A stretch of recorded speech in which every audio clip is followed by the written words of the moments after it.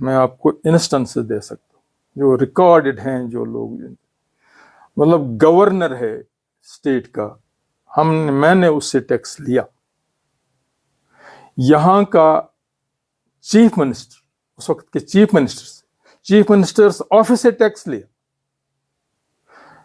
یہاں کے commissioners, ministers, کسی کو سپیئر نہیں، ان کے ذاتی، ان کا یہ نہیں تھا، ذاتی یہ جو ہے یہ اس کے لیے جو آیا تھا یا کچھ چیز تھا ان کا، یا جس پر ٹیکس بنتا تھا اس کو نہیں۔ اگر آپ کسی اصول کی بنیاد کام کرتے، آپ کسی اصول کو اپناتے ہیں، تو دنیا کی کوئی طاقت، کوئی انفلوئنس جو ہے وہ آپ کو مجبور نہیں کر سکتے۔ بدقسمتی سے ہمارے جج کرپٹ، بدقسمتی سے میں نے ان سے ایک دفعہ، وہ پی آر راجو ان دنوں وہ وجیلنس کمشنر تھے، تو مجھے بھی تقریر کرنے کا موقع ملا تھا۔ میں نے ان سے کہا تھا، میں نے وہاں پر اس تقریر میں وہ بھی موجود تھے وہاں، اور پورے یہ تھے وجیلنس آفیسر، میں نے کہا کہ vigilance anti corruption department has become the biggest den of corruption. کس کی بات کر رہے ہیں آپ؟ ہاں، یہ جو ہے گورنر کو گاڑیاں آئی اور ان کو مار جی وہاں پر پرنسپل سیکرٹری، انہوں نے کہا کہ گورنر کی گاڑیاں ایگزمپٹ ہیں۔ میں نے کہا نہیں، وہ جو آپ کانسٹیٹیوشن آف جموں کشمیر کی آرٹیکل 3 کی بات کر رہے ہیں وہ اس میں امپلیمنٹ نہیں ہوتا، آپ کو سروس ٹیکس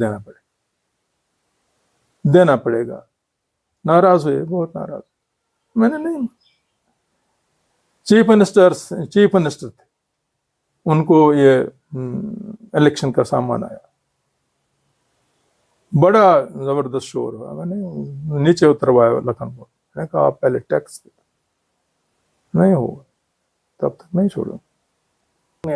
تو یہ بنیادی طور پر سسٹم فیلئر ہوتا ہے۔ اگر چیف ایجوکیشن آفیسر کام کرتا ہے، اگر تحصیل ایجوکیشن آفیسر کام کرتا ہے، اگر زڈ کام کرتا ہے، اگر استاد کام کرتا ہے، اگر پرنسپل اور ہیڈ ماسٹر کام کر لیتے ہیں، اگر وہ اپنے کرتے ہیں، تو ڈپٹی کمشنر تک کوئی بات ہی نہیں آئے گی۔ اور میں نے کہا کہ اگر 1 روپے کا نقصان میری وجہ سے سکول میں ہوا ہو، میں پورے 3 سال کی تنخواہ جو ہے اپنے پینشن سے سرکار کو واپس کروں۔ یہ لوگوں کی خدمت جو ہے وہ ہمارا ایمان ہے as public servants, because we are their servants, they are not their master, they are our master. As people, as public, they are our master. So my government, they جو جتنے سارے functionaries ہیں، they should essentially know that they are public servants. چاہے وہ chief secretary ہو، چاہے وہ ہمارا منتری ہو، چاہے وہ ہمارا چیف منسٹر ہو، چاہے وہ گورنر ہو، چاہے یا جو ہیں وزیر اعظم ہو، یا everybody essentially is a public servant. جو شخص اپنے آپ کو حکمران سمجھتا ہے وہ میرے خیال میں شاید الفاظ بہت سخت ہوں، لیکن وہ انسانیت کے مرتبے سے گر جاتا، کیونکہ اقبال نے ہی کہا تھا مسلمانی در کتاب مسلمان در گور، مسلمانی جو ہے، اسلام جو ہے وہ کتاب میں، اور مسلمان جو ہے وہ قبر میں۔ آپ کو یہ سن کر تعجب ہوگا کہ گورنر، چیف منسٹر، جتنے سارے منسٹرز تھے، جتنے سارے کمشنرز تھے، کسی کو جو جس کا ٹیکس بنتا تھا اس کسی کو بھی نہیں چھوڑا۔ Nobody, right from the governor up to the ایسے لیول آف، جو میرے آفس ہے، میں بہت ان کے مقابلے میں بہت، لیکن کسی کو بھی ٹیکس ادا کیے بغیر نہیں چھوڑا۔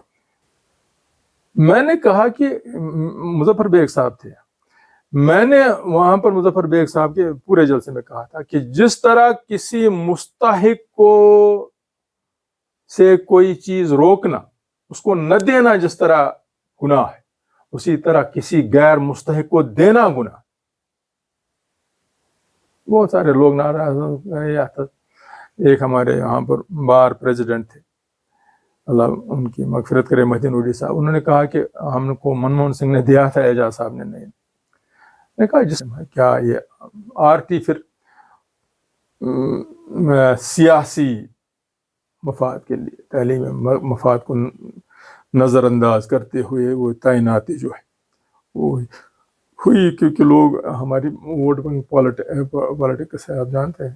تو یہ سارا جو ہے یہ سسٹم جو ہے، اس پورے سسٹم کا بیڑا ہم نے غرق کر دیا۔ استاد اپنے شاگردوں کی، اپنے طالب علموں کی، ان کی تربیت ٹھیک طرح نہیں کر پاتا، ان کے دلوں میں محبت کی جوت جگا نہیں سکتا، ان کے دلوں میں انسانیت کا احترام اور انسانیت اور انسانی جو ہے بلا لحاظ مذہب و ملت انسانیت کا احترام وہ جگہ نہیں سکتا، تو وہ بحیثیت استاد ناکام ہے، اور پوری جو ہے معاشرے کی، پوری سماج کی بنیادیں ہل جاتی ہیں، وہ ڈہ جاتی ہیں، وہ ختم ہو جاتی ہیں۔ اس لیے یہ استاد جو ہے وہ کل خدا کے سامنے جواب دہ ہوگا کہ اس نے اپنا فرض پوری طرح انجام نہیں دیا، اور اس نے اپنے طالب علموں کو وہ جو اس کے سپرد کیے گئے تھے ان کو ایک صحیح انسان نہیں۔ یہ ساری چیزیں جو ہیں جو ہمارے معاشرے کے مختلف طبقے ہیں، جس طرح ان میں جو ہے تنزل، جس میں ان میں جو ہے وہ بگاڑ آیا ہے، اسی طرح استاد میں بھی بگاڑ آیا ہے۔ تو اگر آپ اپنے شاگردوں کے، اپنے طلباء کے، اپنے طالب علموں کے دلوں میں اپنی عزت اور اپنا احترام اور اپنا وقار اور اپنی محبت نہیں پیدا کر سکتے، تو آپ بحیثیت استاد ناکام ہیں۔ اگر آپ اس ڈیوٹی کو، اگر آپ اس فرض کو انجام دینے میں کوئی کمی یا کوئی کوتاہی کرتے ہیں، تو آپ کی وہ جو ہے جو پوری جو تنخواہ ہے وہ حرام ہو جاتی ہے۔ جن کے بارے میں یہ ہمارا عقیدہ ہے اور جس کا یہ عقیدہ نہ ہو وہ مسلمان نہیں ہے، کہ بعد از خدا بزرگ توئی قصہ مختصر۔ تو حضرت علی کرم اللہ تعالی وجہ نے جواباً فرمایا کہ تم میرے استاد ہو۔ وہ حیران حضرت علی کا، آپ باب مدینۃ العلم ہے۔ حضرت علی کرم اللہ تعالی وجہ کے بارے میں رسول اکرم صلی اللہ علیہ وسلم فرمایا انا مدینۃ العلم وعلی بابہ، میں علم کا شہر، مدینہ شہر کو کہتے ہیں، میں علم کا شہر ہوں اور علی اس کا دروازہ ہے۔ تو میں کیسے، آپ داماد رسول ہیں، تو میں، آپ مولائے کائنات ہیں، میں کیسے آپ کا استاد ہو سکتا ہوں؟ تو حضرت علی نے جواباً فرمایا کہ ایک دفعہ میرے دل میں یہ خیال ہوا کہ یہ جو کتیا ہوتی ہے، بچ، اس کے جو تھن ہوتے ہیں یہ 6 ہوتے ہیں یا 8 ہوتے ہیں، تو میں نے آپ سے پوچھا، آپ نے بتا دیا، تو اس لحاظ سے آپ میرے استاد ہیں۔ اور حضرت علی کرم اللہ تعالی وجہ نے فرمایا من علمنی حرفا سیرنی غلاما، جس نے مجھے ایک لفظ سکھایا میں اس کا غلام ہو گیا، چاہے مجھے رکھے چاہے بیچ ڈالے۔ ناظرین السلام علیکم ورحمۃ اللہ وبرکاتہ۔ آج کے اس ملاقات کے پروگرام میں بارہمولہ کی ایک نامور، معروف اور ایک سرکردہ شخصیت ہے، جناب اعجاز احمد ککرو صاحب۔ ان کا تہہ دل سے خیر مقدم کر رہے ہیں اور شکریہ بھی ادا کر رہے ہیں۔ ان کی خدمات ضلع بارہمولہ میں بہت بڑے پیمانے پر ہوئی ہے، علمی لحاظ سے، ادبی لحاظ سے، سماجی لحاظ سے، اور سرکار میں ایک اعلیٰ عہدے پر فائز ہونے پر بھی انہوں نے ایک بہت بڑی خدمت لوگوں کی ہے. سب سے پہلے اعجاز صاحب سے ہم یہ درخواست کریں گے کہ وہ اپنا مختصر سا تعارف دیں گے. جناب اعجاز صاحب. السلام علیکم جناب وانی صاحب اور ناظرین کرام. جیسا آپ جانتے ہیں میرا نام اعجاز احمد ککرو ہے. میں بارہمولہ میں پیدا ہوا ہوں. میری سن پیدائش وہ 7 دسمبر 1950 بنتی ہے. میرے والد تھے خواجہ غلام حسن ککرو اور میری والدہ جو گزشتہ سال ہی فوت ہو گئی ہیں. تو آمنہ بیگم میری پہلی استاد میری والدہ رہی ہیں اور وہ بہت ذہین تھیں اور جو کچھ ان کی دعاؤں کے توفیل جو ہے وہ جو کچھ مجھے حاصل ہوا ہے. ابتدائی تعلیم جو ہے میں نے ان دنوں ڈبل پروموشن ہوا کرتی تھی. میں نے کچھ قرآن شریف پڑھ کے مہد صاحب ہمارے وہاں ہوا کرتے تھے. ان کے جو ہے ان کے پاس قرآن شریف پڑھ کے پھر میں اسکول میں داخل ہوا تھا. تیسری جماعت میں کچھ مہینے گزارنے کے بعد مجھے ان دنوں بی این چھٹو صاحب یہاں پر تھے تحصیل ایجوکیشن آفسر. ان کے پاس میرے والد اور ایک دو میرے رشتہ دار گئے تو پھر انہوں نے مجھے ڈبل پروموشن دی. میں 5ویں میں آ گیا اور 5ویں سے میں پھر سینٹ جوزف میں پڑھا, پھر ڈگری کالج میں پڑھا, پھر کشمیر یونیورسٹی میں پڑھا, ایم ایس سی کیمسٹری کیا اور ایم ایس سی کیمسٹری کے بعد میں نے بی ایڈ بھی کیا اور پھر بحیثیت استاد محکمہ تعلیم میں شامل ہوا. 12 سال میں نے کیمسٹری پڑھائی. اس کے بعد 1984 میں کشمیر ایڈمنسٹریٹو سروس میں آ گیا اور کشمیر ایڈمنسٹریٹو سروس میں مختلف جو عہدوں پر فائز رہا. میرا تعلق جو ہے وہ بارہمولہ کے مشہور خاندان ککرو خاندان سے ہے اور میرے جد امجد میں میرے دادا جو تھے خواجہ امیر جو ککرو وہ تحصیلدار تھے ان دنوں, جہاں پر یہ پورا ڈسٹرکٹ بارہمولہ اور کپوارہ کی جتنی ساری تحصیلیں تھیں وہ ساری ایک ہی تحصیل میں شامل تھی. اور ان کے بھی جو چچا تھے اور جو ہمارے جد ہیں خواجہ اسباب عزیز الدین ککرو.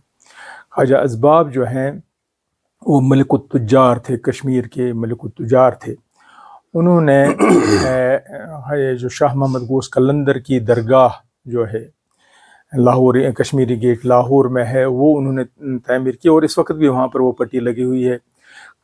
رائر شریف کی خانقاہ جب منہدم ہوئی تھی تو وہ انہوں نے تعمیر کرائی تھی.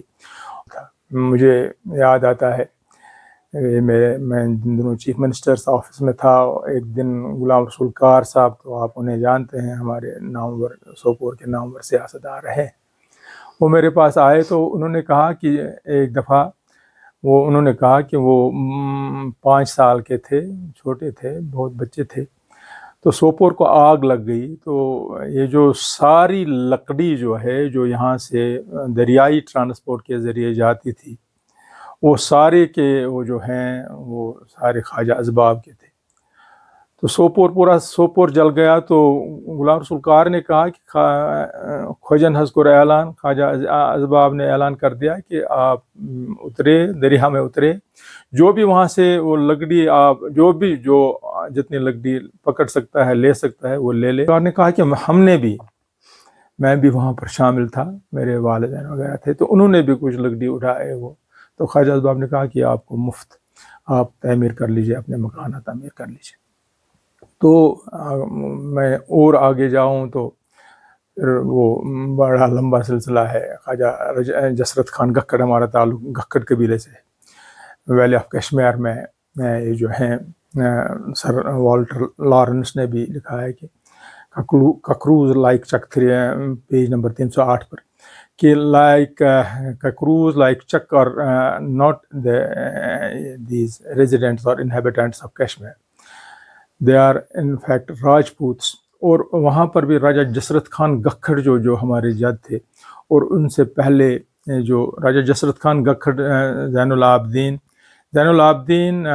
بادشاہ، جب وہ اور خواجہ جسرت خان گکھڑ دونوں تیمور کے ہاں وہ قیدی تھے، وہاں پر ان کی دوستی ہو گئی تھی، اور پھر جب وہ وہاں سے آ گئے تو راجہ جسرت خان گکھڑ نے علی شاہ کے ساتھ جب بادشاہ کی لڑائی ہوئی تھی ان کے اپنے بھائی کے ساتھ، تو اس میں راجہ جسرت خان گکھڑ نے ان کی مدد کی تھی، اپنی فوج سے مدد کی تھی۔ تو راجہ جسرت خان گکھڑ کے اس احسان کا ان پر بادشاہ پر اتنا اثر تھا کہ انہوں نے اپنے ایک بیٹے کا نام جسرت رکھا تھا۔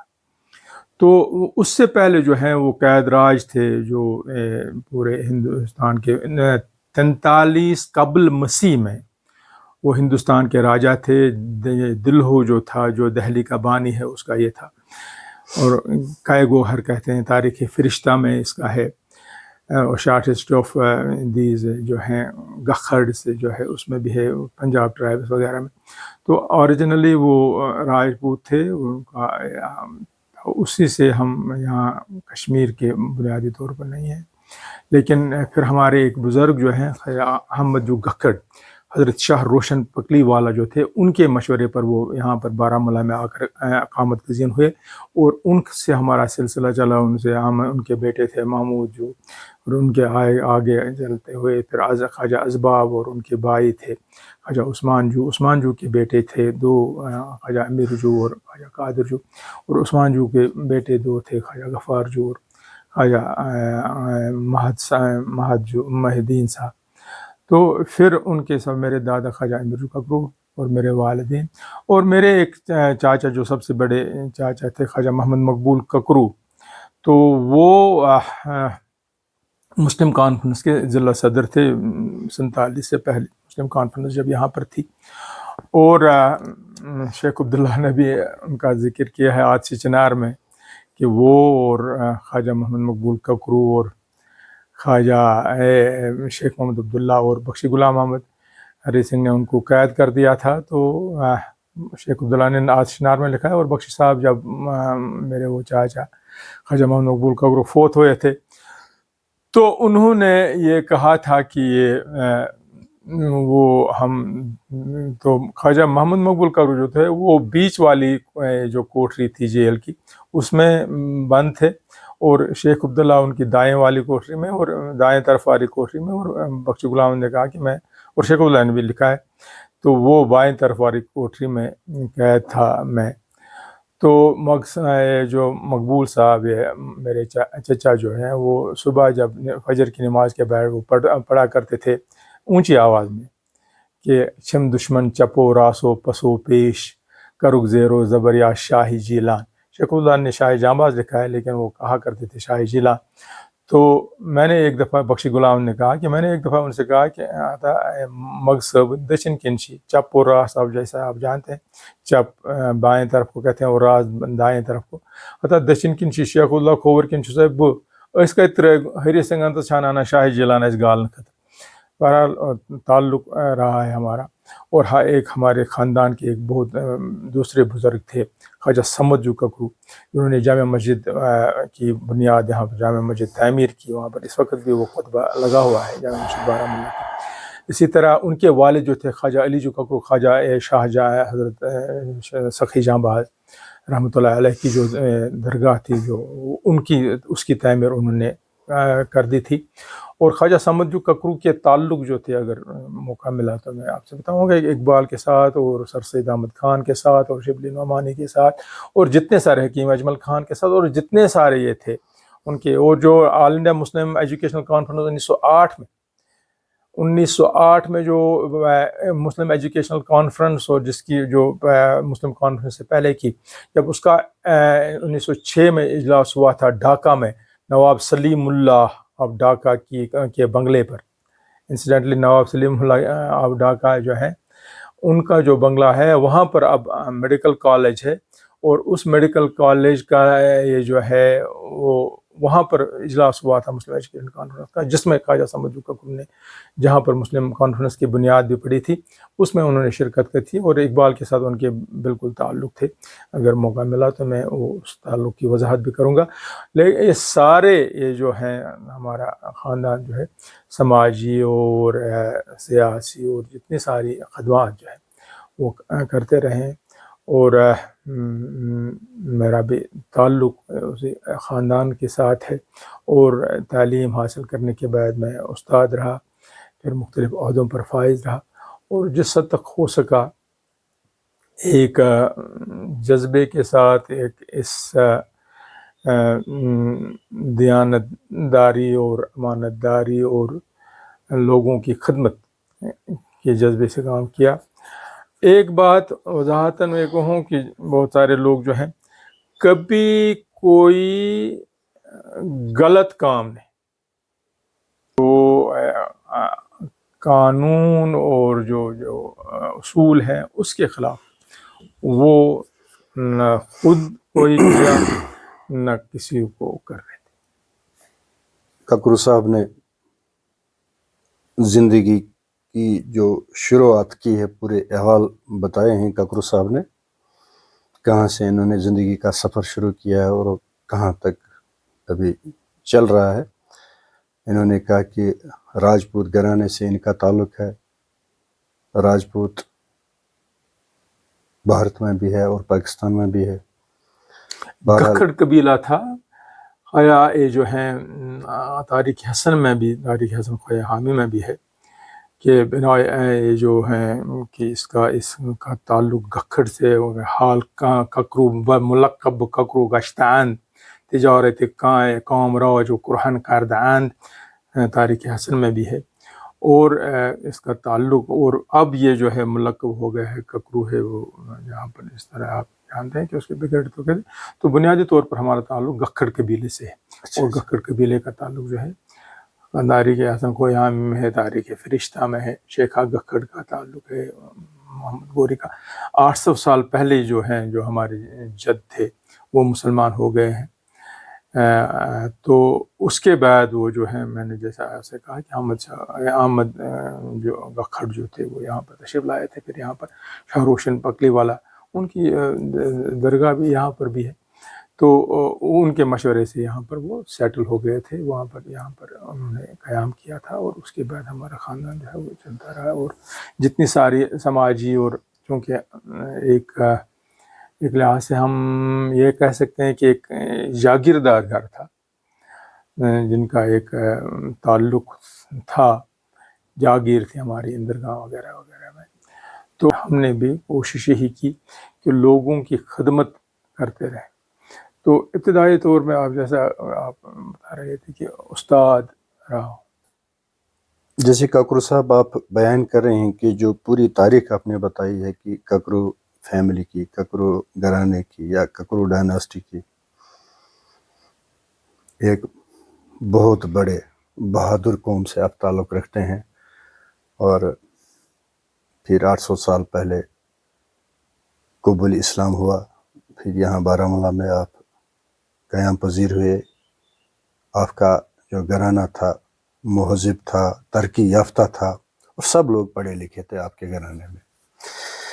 تو پھر آپ کی تعلیم شروع ہوئی ہے، بارہمولہ میں شروع ہوئی ہے، تو تعلیم حاصل کر کے آپ یونیورسٹی گئے ہیں، آپ نے پی جی کیا ہے، پھر کی پی جی کے بعد کے ایس کیے ہیں آپ نے، کشمیر ایڈمنسٹریٹو سروس، تو پھر سرکاری جو آپ نے عہدہ لیا ہے، عہدہ سنبھالا ہے، سب سے پہلے کون سا تھا وہ؟ سب سے پہلے میں 1972 میں اچھا اچھا استاد تعینات ہوا تھا، اچھا اچھا تو کچھ 12 سال میں نے کیمسٹری پڑھائی ہے مختلف سیکنڈری اسکولز میں۔ یہاں تک استاد کا تعلق ہے، ایک دفعہ ورڈسورتھ نے کہا تھا، I am essentially a teacher. If I am not a teacher, I am nothing. میرے نانا تھے خواجہ عبدالحد مکائی، بارہمولہ کے سب سے زیرک، اور بہت انہی کے ساتھ، میں دادا کو تو میں جانتا نہیں ہوں، وہ تو مجھ سے بہت سال پہلے فوت ہو گئے تھے، لیکن نانا تھے خواجہ عبدالحد مکائی۔ تو بارہمولہ کالج کا اس وقت بھی نکلتا ہے وہ ورمل میگزین تھا. انسیڈنٹلی میں ورمل جب میں کالج میں تھا BSc میں سائنس میں طالب علم تھا, لیکن اردو کا ایڈیٹر, اردو سیکشن کا ایڈیٹر تھا اس سال, جس سال میں 1967 میں جب میں BSc کر رہا تھا. یہ بھی آپ کو بتا دوں کہ میں نے 15 سال کی عمر میں 11th کیا ہے, 17 یا 18 سال کی عمر میں BSc کیا ہے, اور 21 سال کی عمر میں MSc پوسٹ گریجویشن. تو ان دونوں میں اس کا ایڈیٹر بھی تھا اردو سیکشن کا, حالانکہ میں سائنس کا طالب علم تھا. اندرابی صاحب وہ ہمارے پروفیسر تھے اردو کے, ان کے اس وقت انہوں نے مجھے منتخب کیا تھا.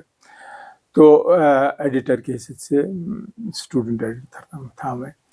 تو خواجہ میں نانا کی بات کر رہا تھا, انہوں نے ایک دفعہ بارہمولہ میرے اس کے بعد بہت سال کے بعد انہوں نے ایک انٹرویو دیا تھا. اس میں انہوں نے کہا تھا کہ حضور صلی اللہ علیہ وسلم نے فرمایا اب لولدک اب لزوجک خیر الآباء من تعلمک. حضور اکرم صلی اللہ علیہ وسلم نے فرمایا کہ انسان کے 3 باپ ہوتے ہیں. ایک وہ جس کے صلب سے وہ پیدا ہو, دوسرا اگر لڑکی ہے تو لڑکے کا باپ, یعنی اس کی خاوند کا باپ, اس کے شوہر کا باپ, اس کا دوسرا باپ ہے, اور اگر لڑکا ہے تو اس کی بیوی کا باپ جو ہے اس کا دوسرا باپ. اور حضور صلی اللہ علیہ وسلم نے فرمایا خیر الآباء من تعلمک, اور سب سے بہتر باپ جو ہے, سب سے احسن باپ جو ہے, خیر الآباء, سب باپوں سے بہتر باپ جو ہے وہ استاد ہے. استاد کا میں آپ کو انسیڈنٹلی بتا دیتا ہوں کہ حضرت علی کرم اللہ تعالیٰ وجہ, ان کے ذکر میں آتا ہے کہ وہ امیر المومنین تھے. استاد کے مرتبے کی بات میں کر رہا ہوں.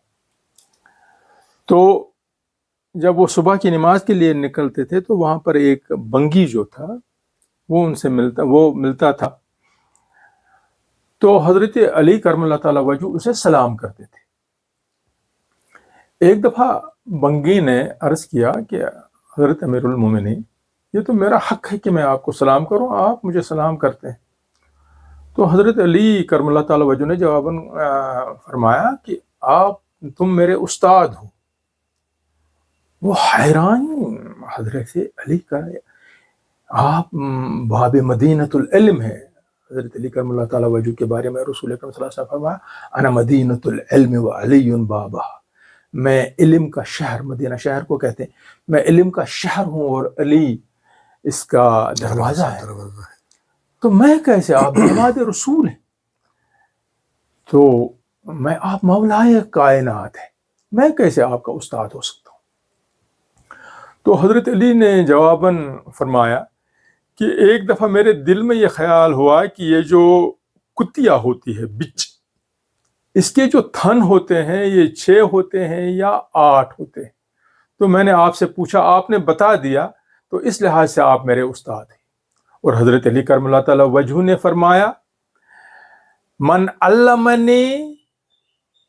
علمنی حرفا سیرنی غلاما, جس نے مجھے ایک لفظ سکھایا میں اس کا غلام ہو گیا, چاہے مجھے رکھے چاہے بیچ ڈالے. تو ایسنشلی جو ہے بنیادی طور پر میں میرے جو جتنے سارے شاگرد ہیں وہ بھی اس بات کے گواہ ہیں کہ I was not a bad teacher. میں برا استاد نہیں تھا. وہ اس وقت بھی مجھے یاد کرتے ہیں اور یاد رکھتے ہیں, اور جتنی ساری ایڈمنسٹریشن میں مختلف عہدوں پر فائز رہنے کے باوجود میرے خیال میں جتنی ساری میری عزت اس وقت بھی ہے وہ ایک استاد کی حیثیت سے ہے, اور ایسنشلی جو ہے بنیادی طور پر میں ایک استاد ہوں. اور استاد کے مرتبے کے بارے میں اس سے بڑی کیا جو ہے شہادت ہو سکتی ہے کہ رسول اکرم صلی اللہ علیہ وسلم جو باعث تخلیق کائنات ہے, جو فخر موجودات ہیں، جن کے بارے میں یہ ہمارا عقیدہ ہے، اور جس کا یہ عقیدہ نہ ہو وہ مسلمان نہیں ہے، کہ بعد از خدا بزرگ توئی قصہ مختصر. انہوں نے جس بات پر فخر کیا وہ یہ کہا بعثت معلما، اللہ نے ہمیں معلم بنا کر مبعوث کیا ہے. یہ ان کی سب سے، انہوں نے اس بات پر فخر کیا کہ ہم معلم ہیں. تو استاد کا درجہ جو ہے ہمارے معاشرے میں اس وقت بھی، میں اگر موقع ملا میں آپ کو بتا دوں کہ جب اقبال کے جو استاد تھے میر حسن صاحب، اقبال کو جب یہ کہا گیا کہ ہم آپ کو سر کا خطاب دیتے ہیں، تو اقبال نے کہا کہ میں سر کا خطاب تب قبول کروں گا جب میرے استاد مولوی میر حسن صاحب کو آپ شمس العلماء کا خطاب دیں. تو اس وقت کے جو گورنر تھے برٹش راج کے، تو انہوں نے کہا کہ اقبال تم کو تو اس کا خطاب جو ہے، سر کا خطاب جو ہے، وہ اس وجہ سے لکھا ہے کہ تمہاری شاعری ہے، تمہارا کنٹریبیوشن ہے، تمہارا ایک جو ہے تم نے کنٹریبیوٹ کیا ہے پورے سماج میں، پورے ادب میں، اور اس کے لحاظ سے آپ کو سر کا خطاب مل رہا ہے. ان کی کون سی وہ، اگر ہم ان کو شمس العلماء کا خطاب دیں تو ان کی کون سی ایسی کتاب ہے جس کی بنیاد پر ہم یہ ریکمنڈ کر لیں کہ ان کو یہ شمس العلماء کا خطاب جو ہے وہ دیا جائے. تو اقبال نے کہا کہ ہی ہیز آتھرڈ می، مجھے انہوں نے تصنیف کیا ہے، میں اقبال اس وجہ سے ہوں کہ میرے استاد حضرت مولوی میر حسن صاحب ہیں. تو پھر جب ان کو شمس العلماء، اور یہ بھی اقبال نے کہا کہ میرے استاد یہاں نہیں آئیں گے یہ خطاب لینے کے لیے، آپ کو ان کے گھر سیالکوٹ جا کر ان کو یہ خطاب دینا پڑے گا، ان کے حوالے کرنا پڑے گا، ان کی خدمت میں پیش کرنا پڑے گا. تو یہ استاد کا مرتبہ ہے. میں آپ کو بتا دیتا کہ مولوی میر حسن صاحب کا اتنا زیادہ احترام تھا. ایک دفعہ اقبال دکان کے ایک تھڈے پر بیٹھے ہوئے تھے، مولوی میر حسن صاحب کا ایک پوتا تھا، اس کا نام احسان تھا. اس کو پکڑ کر وہ وہاں سے گزرے. جب اقبال نے جب ان کو دیکھا تو وہ دوڑ کر آئے تو، اور اس احسان کو اپنی اس میں گود میں لے لیا اور ان کے مولوی صاحب کے ساتھ، اپنے استاد محترم کے ساتھ چلنے لگے. تو اقبال کا تھوڑے بارے جسم کے تھے اور یہ بچہ بھی صحت مند تھا، تو اقبال کی سانس پھولنے لگی. اقبال نے کبھی اپنے استاد کے سامنے، یہ بھی بتاتا چلا ہوں، استاد کے سامنے فی البدی یا کوئی شاعری نہیں کی. اتنا ان کا زبردست احترام تھا اپنے استاد کا، حضرت مولوی میر حسن صاحب کا. لیکن اس موقع پر تو اقبال نے، یہ جو مولوی میر حسن صاحب نے جب اس کو دیکھا کہ اقبال کی سانس پھول رہی ہے، تو اس نے کہا اقبال اس کو اٹھانا بھی دشواری ہے. تو اقبال نے بے ساختہ کہا فی البدی کا، تیرا احسان بہت باری ہے. تو یہ جو ہے مصرع تھا. تو تیرا یہ مصرع احسان، اس میں زوم ہے نہیں. ایک تو اس بچے کا نام احسان تھا، اور پھر احسان کے جو مولوی میر حسن صاحب کا احسان جو اقبال پر تھا. تو استاد کا احترام، استاد جو ہے، استاد کا احترام، اور تھے وہ، اقبال نے ہی ایک دفعہ کہا تھا، تھے وہ بھی دن کہ خدمت استاد کے عوض جی چاہتا تھا ہدیے دل پیش کیجئے. آیا زمانہ ایسا کہ لڑکا پس سبق کہتا ہے ماسٹر سے کہ بل پیش کی جائے. جائے کمرشلائزیشن جو ہو گئی پوری ایجوکیشن کی، اور اس میں استاد اور شاگرد کا جو احترام کا اور ادب کا تعلق جو تھا، وہ اب بہت حد تک ختم ہو گیا ہے. لیکن بنیادی طور پر حضور صلی اللہ علیہ وسلم نے اس بات پر فخر کیا ہے کہ میں استاد بنا کر مبعوث کیا گیا ہوں. اور اسی طرح استاد کا احترام جو ہے وہ خیر الآباء من تعلم، اس کا احترام جو ہے وہ ہمارے کلچر کا، ہماری تہذیب کا، ہمارے دین کا، اور اس کا پورا جو ہے اس کی بنیادیں جو ہیں اس میں استاد کا احترام جو ہے وہ ایک لازم ہے، اپنے والدین کا احترام، اپنے استاد کا احترام اور اپنے بزرگوں کا احترام۔ تو میں ان بچوں کو بھی کبھی کہتا تھا کہ حضور صلی اللہ علیہ وسلم نے ایک دفعہ فرمایا من لم یوقر کبیرنا ومن لم یرحم صغیرنا فلیس منا، جو ہمارے بزرگوں کا احترام نہ کرے اور ہمارے چھوٹوں پر شفقت نہ کرے اس کا ہم سے کوئی تعلق نہیں۔ تو بزرگوں کا احترام اور چھوٹوں پر شفقت جو ہے وہ ہمارے لیے بحیثیت مسلمان اور بحیثیت انسان لازم۔ اچھا کاکر صاحب، بحیثیت استاد آپ محکمہ تعلیم میں آئے، میں لیکچرر تھا اور میرے جتنے سارے دوست تھے، مطلب میرے ایک بڑے قریبی دوست تھے، ان کا بھی گزشتہ سال ان کا انتقال ہو گیا، وہ پھر جوائنٹ ڈائریکٹر کی حیثیت سے چیف ایجوکیشن آفیسر بھی رہے، خواجہ غلام محمد ملک صاحب، فتح پور کے یہاں پہ نزدیک ہیں، فتح پور کے رہنے والے تھے، میرے یونیورسٹی کے زمانے سے میرے 50 سال ان کی اور میری دوستی رہی۔ تو وہ چیف ایجوکیشن آفیسر بنے، پھر جوائنٹ ڈائریکٹر ایجوکیشن کی حیثیت سے بھی وہ ریٹائر ہوئے۔ میں ان دنوں سینئر لیکچرر تھا، میں نے کیمسٹری ہی پڑھائی تھی، اور اس کے بعد 1979 میں ہم نے پہلے وہ امتحان شروع کیا تھا، وہ دیا تھا، پھر 1984 میں کے ایس میں چلا گیا تھا، اور اس لحاظ سے جو استاد کا حیثیت جو تھا وہ ختم ہو گیا۔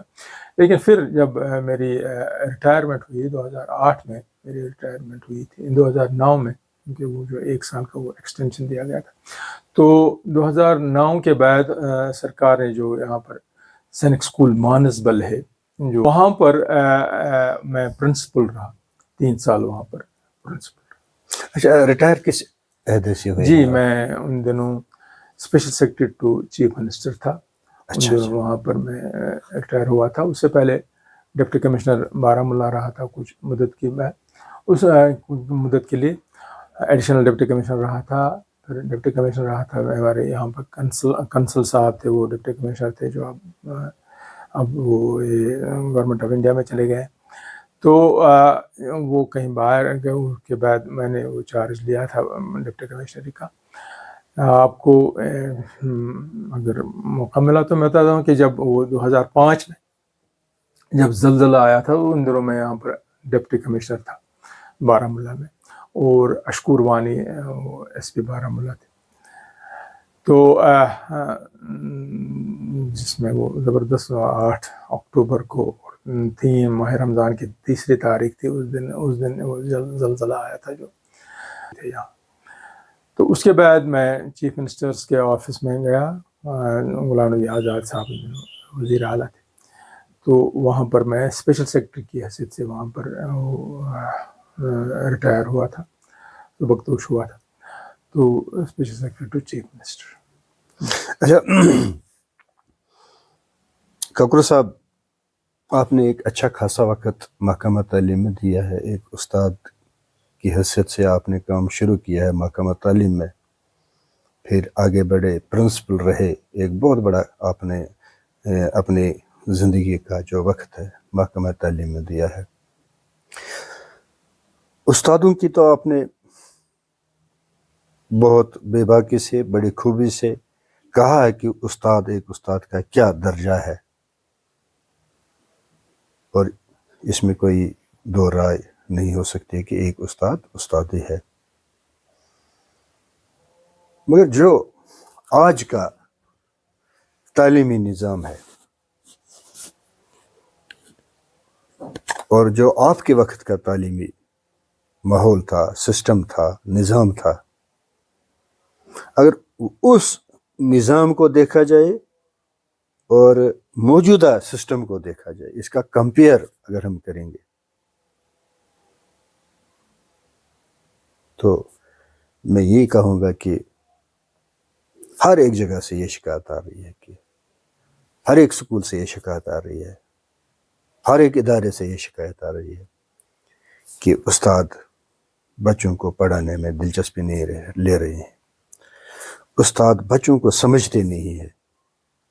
استاد کبھی ڈیوٹی پہ آتے ہیں کبھی نہیں آتے ہیں. یہاں تک کہ بایو میٹرک کا وہ اٹینڈنس شروع کیا تھا سرکار نے, اور پھر جب اس پہ بھی کام سرکار کو یہ سیٹسفیکشن نہیں ملی ہے کہ بایو میٹرک صحیح ہے یا بایو میٹرک سے اٹینڈنس صحیح ہے, تو انہوں نے جی پی ایس کا سسٹم شروع کیا ہے. ایک استاد کی پوزیشن پہ وہ سرکار جانا چاہتی ہے کہ اس کی پوزیشن یہ کہاں پہ ہے کھڑا, پوزیشن کو دیکھنا چاہتی ہے, اسکول میں ہے یا باہر ہے یا اندر ہے یا کہیں ہے, یا پڑھا رہا ہے یا نہیں پڑھا رہا ہے. ایک سسپینس ہوا ہے اس استاد کی ڈیوٹی پہ, اس استاد کے پڑھانے پہ, اس استاد کی جو ایکٹیویٹی ہے اس پہ شک کی نگاہوں سے دیکھ رہے ہیں, لوگ دیکھ رہے ہیں, سرکار دیکھ رہی ہے. تو کیا کہا جائے کاکرو صاحب؟ دیکھیے, میں بنیادی طور پر جہاں تک میں اپنے دور کی بات کروں یا آج کے دور کی بات کروں, ہمارے جب ہم شاگرد تھے, جب ہم اسٹوڈنٹس تھے, طالب علم تھے, تو ہمارے دلوں میں ہمارے اساتذہ کا جو احترام تھا وہ بہت زیادہ تھا. میں آپ کو بتا دوں کہ ہمارے یہاں پر کیمسٹری پڑھاتے تھے پروفیسر شوکت علی میر کالج میں. پروفیسر شوکت علی میر صاحب اتنے زبردست استاد تھے. ان کے نام پر یہ بارہمولہ ڈگری کالج کا جو اسٹیڈیم جو ہے وہ بھی ان کے نام پر ہے. شوکت علی اسٹیڈیم اس کو کہتے ہیں. پرنسپل بھی رہے پھر ڈگری کالج کے. تو شوکت علی صاحب کا اتنا ہمیں احترام اور اتنا ہم ان سے ڈرتے تھے کہ میں نے ایم ایس سی کیا, وہ بھی ایم ایس سی کیمسٹری تھے, میں نے ایم ایس سی کیمسٹری میں کیا, پھر اس کے بعد میں استاد تعینات ہوا. اس کے استاد تعینات ہونے کے بعد بھی کئی سال, یعنی تقریباً 10 سال کے بعد بھی میں نے کبھی شوکت صاحب کے ساتھ ہاتھ ملانے کی جرت نہیں. اتنا زیادہ احترام تھا. اور جتنے سارے ہمارے استاد تھے, کچھ ہمارے استاد تھے جن سے ہم نے براہ راست پڑھا ہی نہیں. میں آپ کو بتا دوں کہ ہمارے ان دنوں پروفیسر غنی صاحب کو تو آپ جانتے ہیں, وہ بھی ڈگری کالج میں تھے, وہ فارسی پڑھاتے تھے. ہمارا فارسی کے ساتھ کوئی تعلق نہیں تھا, لیکن ان کے ہمارے ساتھ اتنے تعلقات تھے. ہمارا سارا گروپ جو تھا, حالانکہ سارے ہم سائنس اسٹوڈنٹ تھے, لیکن اس وقت بھی ہم جو ہیں ہمارے ذاتی تعلق جو ہے وہ شاگرد اور استاد کا تعلق جو ہے اس وقت بھی ہے جو پروفیسر غنی صاحب کے ساتھ. اسی طرح جتنے سارے ہمارے پروفیسر تھے اور جتنے سارے استاد تھے, یا پرائمری اسکول کے استاد. آپ کو انسیڈنٹلی بتاتا چلا ہوں کہ یہ جو ان دنوں وہ اسکول جبری اسکول کہا کرتے تھے, جس میں 1 سال کے لیے میں رہا, ان دنوں اس جبری اسکول کے ہیڈ ماسٹر پروفیسر صاحب دن سوز تھے. وہ ہمارے ہیڈ ماسٹر تھے مڈل اسکول. تو ان سے ان کو مجھے یاد ہے, ان کو کبھی جب بھی ملتا ہوں ان کے ساتھ, کیونکہ ہمارے تعلق رہا ہے ان کے ساتھ, تو پھر وہ پروفیسر اکنامکس کے ہو گئے وغیرہ وغیرہ. تو ان کا احترام جو تھا وہ یہ جب یہ میں ابھی اقبال کا آپ سے کہہ رہا تھا, تھے وہ بھی دن کے خدمت استاد کے عوض, جی چاہتا ہدیے دل پیش کیجیے. آیا زمانہ ایسا کہ لڑکا پس سبق کہتا ہے ماسٹر سے کہ بل پیش کیجیے. یہ کمرشلائزیشن جو ایجوکیشن ہے, یہ جو آپ کے کوچنگ سینٹرز ہیں جہاں پر آپ پیسہ دیتے ہیں اور آپ تعلیم حاصل کر دیتے ہیں, وہ جو انڈر لائنگ جو محبت کا اور احترام کا جو رشتہ جو ہوا کرتا تھا, اس میں دراڑ پڑ گئی. اس میں بہرحال میں صرف شاگردوں کو یا طالب علموں کو ہی مجرم نہیں سمجھتا یا ان کو ہی ملزم نہیں کرتا. زندگی میں آپ بھی دیکھ لیجیے، آپ کو بھی یاد ہو، آپ نے اگر دسیوں یا سینکڑوں اساتذہ سے پڑھا ہے، لیکن یاد کتنے ہوتے ہیں؟ 4 5 6. ان کا ایک امپرنٹ ہوتا ہے، ایک جو ہے اثر ہوتا ہے جو ان کے سالوں گزرنے کے بعد اس وقت بھی دل جو ہے جذبہ احترام سے. اگر آپ ایک استاد کی حیثیت سے، اگر آپ دیانتداری سے، یہ بایو میٹرک ہو رہے، you can take a horse to the stream, انگریزی کی ایک کہاوت، you can take a horse to the stream but you can not make him drink. آپ اس کو، ایک گھوڑے کو آپ ایک ندی کے قریب لا سکتے، ندی کے پاس لا سکتے ہیں، لیکن آپ اس کو یہ مجبور نہیں کر سکتے کہ وہ پیے. اسی طرح ایک استاد کو آپ حاضر رکھیں، بایو میٹرک یا کوئی اور جی پی ایس سسٹم یا وغیرہ ہے، کہ وہ اسکول میں حاضر رہے لیکن وہ کلاس میں جا کر ڈیلیور کرے. یہ اس کی ذاتی جو ہے اس پر، اگر اس کے دل میں خدا کا خوف، اگر اس کے دل میں یہ احساس ہو کہ میں اس چیز کی تنخواہ لیتا ہوں. حرام صرف یہ نہیں ہوتا کہ کوئی آدمی رشوت، حرام یہ بھی ہے کہ جو فرض، جو ڈیوٹی آپ کو تعینات ہے، اگر آپ اس ڈیوٹی کو انجام دینے میں لات و لال کرتے ہیں، اگر آپ اس ڈیوٹی کو انجام دینے میں کوئی کوتاہی کرتے ہیں،